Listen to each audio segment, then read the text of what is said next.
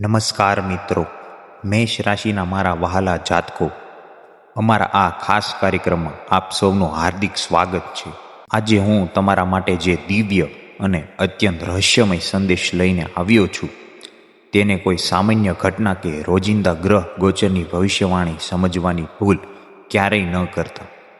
કારણ કે આ આવનારા 4 દિવસો, ખાસ કરીને 27થી 30 એપ્રિલ 2026નો આ અદ્ભુત સમયગાળો તમારા જીવનમાં એવો ભયંકર ભૂકંપ લાવવાનો છે જેના વિશે સાંભળીને પહેલાં તો તમને એક મોટો ઝટકો લાગશે. તમારા પગ નીચેની જમીન સરકી જશે, પછી તમારી આંખો ભીની થઈ જશે અને અંતે તમારા હૃદયમાં ઈશ્વર પ્રત્યે અતૂટ આસ્થા ઉઠી જાગશે કે ભગવાન ભલે મોડું કરે પણ જ્યારે તે ન્યાય કરે છે ત્યારે સીધા ભાગ્યના મૂળિયાને સ્પર્શીને આખું જીવન બદલી નાખે છે. આ કોઈ સામાન્ય વાતો નથી, પરંતુ તમારા જીવનનો એવો નિર્ણાયક અને ઐતિહાસિક વળાંક છે જ્યાં દૈવીય શક્તિઓ હવે સંપૂર્ણપણે સક્રિય થઈ ચૂકી છે અને તમારો ખરાબ સમય હવે તેના અંતિમ શ્વાસ લઈ રહ્યો છે. આ વિડીયોમાં આગળ વધતા પહેલાં મારી એક નાનકડી પણ અત્યંત મહત્વપૂર્ણ પ્રાર્થના છે. જેટલા પણ માતા રાણીના સાચા ભક્તો છે, રાધા રાણીના સાચા પ્રેમીઓ છે, તેઓ આ વિડીયોને અત્યારે જ એક પ્યારી લાઈક આપી દો અને કોમેન્ટ બોક્સમાં પૂરા સાચા હૃદયથી 3 વાર જય માતાજી અને જય રાધા રાણી અવશ્ય લખી દો. આ માત્ર કોઈ પ્રાર્થ કે પ્રથા નથી, પરંતુ તમારા હૃદયની સાચી પોકાર છે જે સીધી સ્વર્ગ સુધી પહોંચે છે. અને આવું કરવાથી માતા રાણી અને રાધા રાણીની દિવ્ય આશીર્વાદ સીધા તમારા અને તમારા પરિવાર પર વરસવા લાગશે. જ્યારે તમે આ લખો છો ત્યારે સમજી લેજો કે માતા રાણી સ્વયં તમારા માથા પર હાથ મૂકીને કહી રહી છે કે બેટા, હવે જરાય ચિંતા ન કર, હું તારી સાથે જ છું.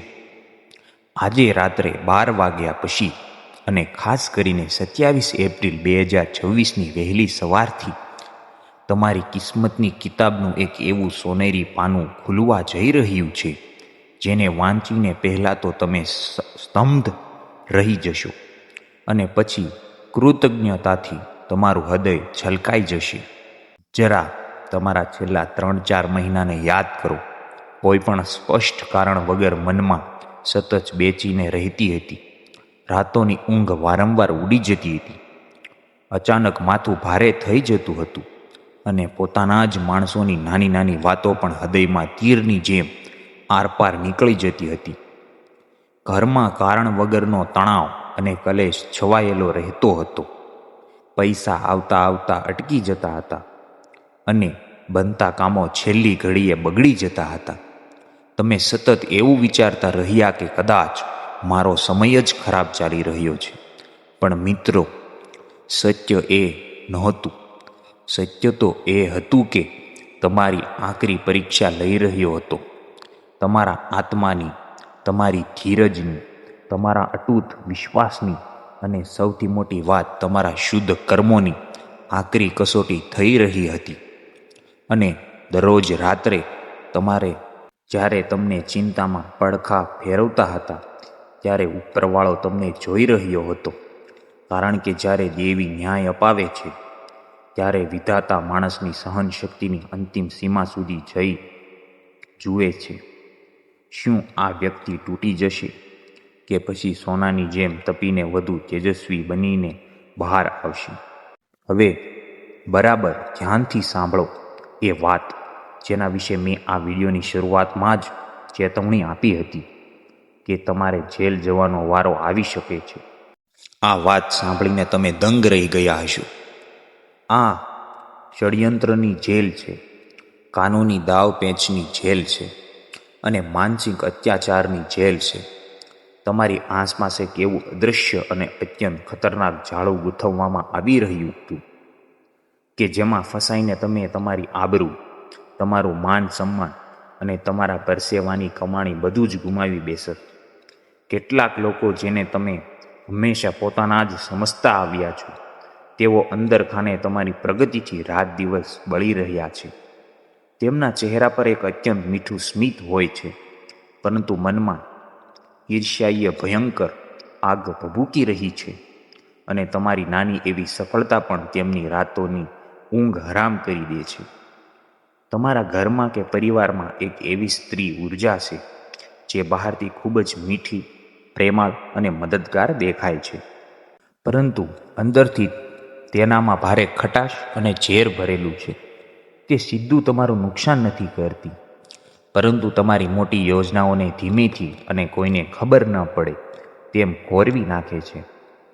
સલાહ આપનાર બહાને તે તમને ડરાવે છે, તમારી હિંમતને તોડે છે અને તમે અત્યાર સુધી તેની વાત માનતા આવ્યા છો કારણ કે તમે તેને પોતાની સમજતા હતા. બસ આ જ તમારી સૌથી મોટી ભૂલ હતી. તમારી આસપાસ કુલ 3 લોકો એવા છે, જેમાં 2 સ્ત્રીઓ અને 1 પુરુષ છે, જેઓ તમારી પ્રગતિ જોઈને ભીતરથી સળગી ઉઠે છે.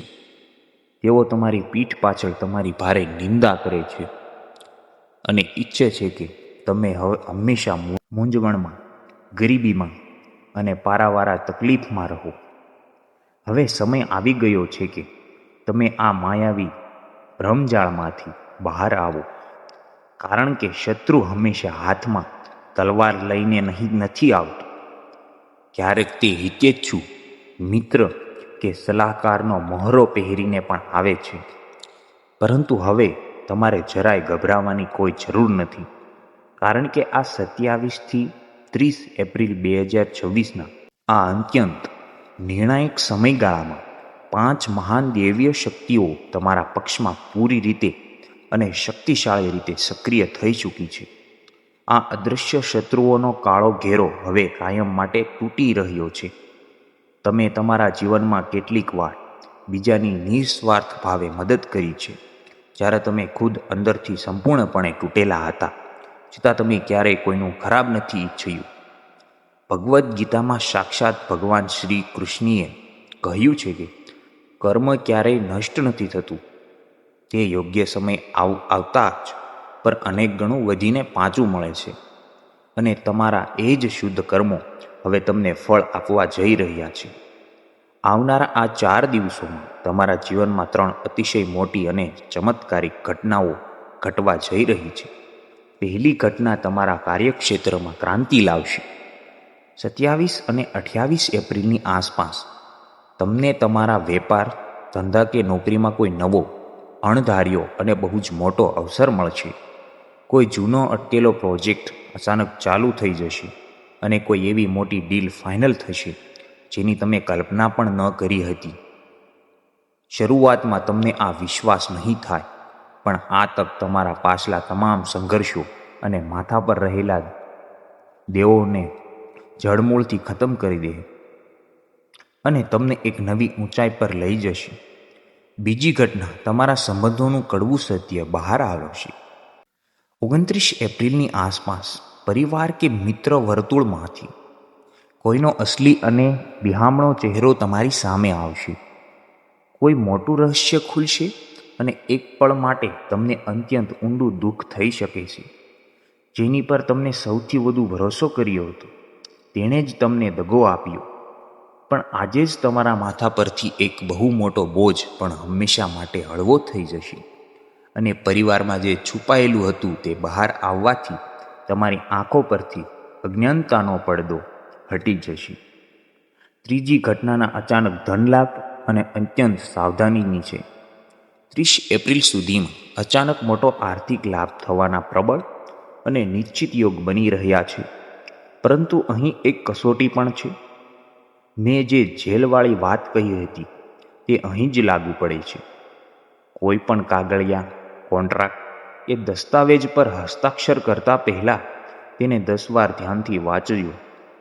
લાલચમાં આવીને કોઈ ખોટા રોકાણમાં કે કોઈ ખોટા રસ્તે પડતા નહીં.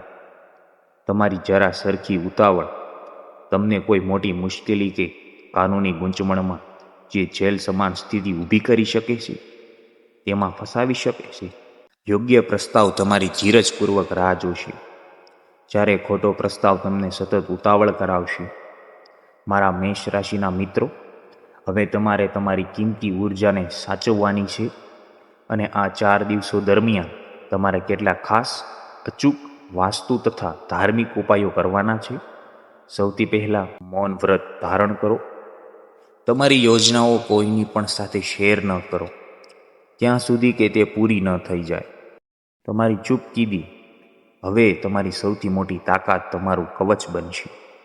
તમારા ઘરમાંથી તૂટેલો સામાન, બંધ પડેલી જૂની ઘડિયાળો, જૂના ફાટેલા પગરખાં અને બિનજરૂરી ધૂળ ખાતી વસ્તુઓ તરત જ બહાર કાઢી નાખો.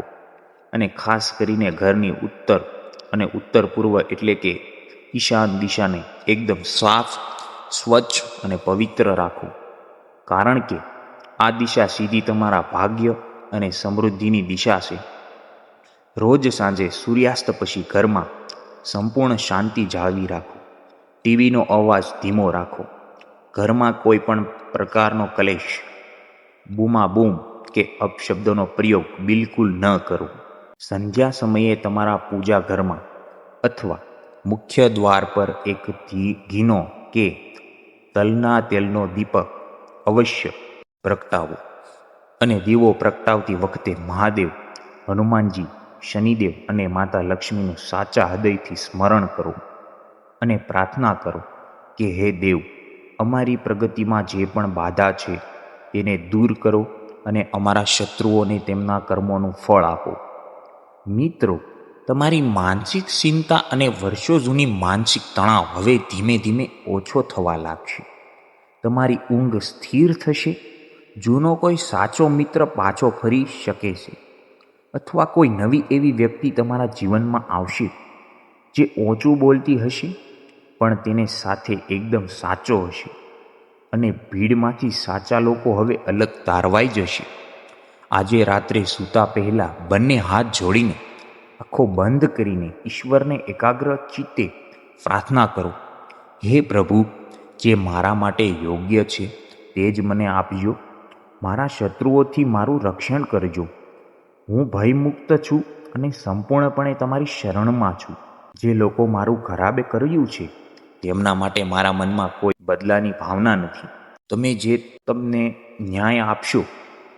જો તમને રાત્રે સપનામાં વહેલું શુદ્ધ પાણી, કોઈ પ્રાચીન મંદિર, પ્રગટતો દીવો, સાપ, કોઈ વૃદ્ધ વ્યક્તિ કે ખુલ્લા અને સીધો રસ્તો દેખાય તો સમજી લેજો કે બ્રહ્માંડે તમારી પ્રાર્થના સ્વીકારી લીધી છે અને તમારો વિજય હવે નિશ્ચિત છે.